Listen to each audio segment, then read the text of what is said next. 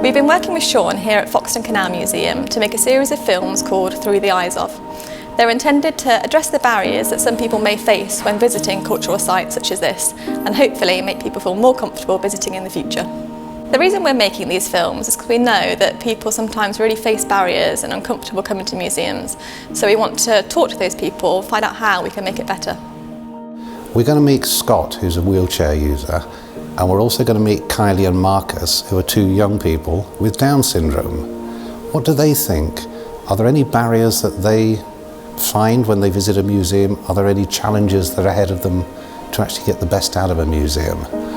Okay, my name is Scott Keating. I like Foxton because I just find it nice and calming. It's also a brilliant piece of history for someone that's lived in Market Harbour and the surrounding areas. It is hard getting up the slope, but there is a disabled car park halfway up, and also it's still accessible, so if you don't make the trip up, you'll be missing out on a fabulous opportunity to learn about the history of Foxton Locks. I love coming to the museum. I just love history in general. Most of the stuff is practically at levels that are easy to reach if you're disabled, like myself. There is plenty of space to move a wheelchair about. There's nothing to obstruct you, nothing to get in your way. And if you are struggling, I'm sure there'll be a member of staff around to help you at any point.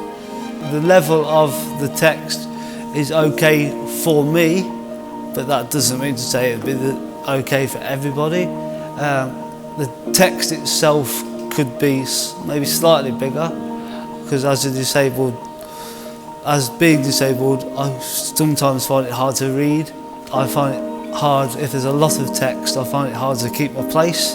So I really struggle to sort of know where I am in text. So anything that may help me, so maybe it being shorter sentences rather than one big long scroll of text might be better for me and other people. As you go around the museum, there are some exhibits and other things that are a little bit less accessible to the disabled person, which means that you might struggle to see some of the exhibits or read some of the text. Some of the exhibits are interactive, and it's very nice to be able to interact with some of the exhibits. So there are two particular exhibits I did struggle to get to grips with. One of them I struggled to see over the top of and couldn't read the text properly because I struggled to see over the top. And also there is a tunnel that, being disabled, obviously means that you may be lower down. So I struggled to see right inside the tunnel. Sean, who is a member of staff at the museum, has come up with a solution. It's not a perfect solution at the moment, but I would sort of call it a work in progress, and it's definitely helped me to see parts of the museum I missed the first time round. So hopefully it'll help you too.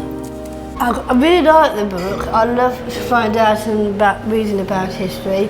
There are problems as well. People visually impaired can't see the words. That can be a problem. And if somebody can speak to you, somebody can read the book for them. It'd be a good idea to help them with that. Like a recording? Recording, definitely. This is my favourite bit. It's a beautiful boat. It's a beautiful boat. Got a lot of writing on, we can cook it. I love the boat because I've never been in an owl boat before.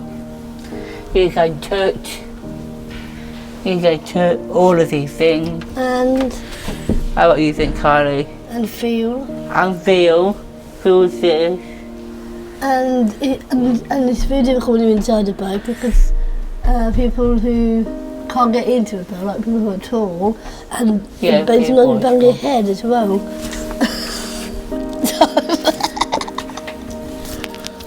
Oh, that was difficult. Oh,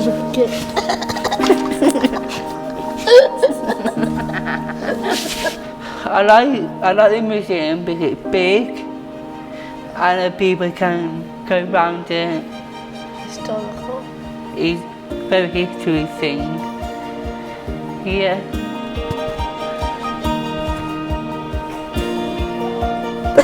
It's brilliant that the museum are listening to what we've got to say and what our clients have got to say, with a view to making it more accessible, and it would certainly be somewhere that we would like to bring clients because it's so local and so interesting. As an example of some of the points that have been highlighted, here's a display cabinet. It's got lots of items in it, some at low level, some at higher level. And as has been pointed out, if you've got an object at a higher level and it speaks for itself and you can look at it and say, I know what that is, and oh yeah, I'm interested in that, that's great. But if you put an object at a higher level that needs some explanation, if you're a wheelchair user or a young child, you can't really get the best benefit out of that. So how we do this in future is going to be very important to us to make sure that more people can get more out of what we're displaying. An object that speaks for itself, we can put at the top, but something that needs an explanation, put it a little bit lower down. Simple things like that. And it's a solution that stares us in the face, but sometimes we miss those. And our thanks to all our guests, they've picked it up, and that's what we hope would happen. Being disabled, you don't always get listened to, which is a travesty in this day and age, but it's still sometimes very true. You don't always get listened to, and also most places like museums and are not very accessible in general, but they are working hard to fix these problems, and for me to be able to help with these problems and to fix these problems, it means a lot to me, because it means that other people with the disability that might not have a voice, I have the voice for those people with disability.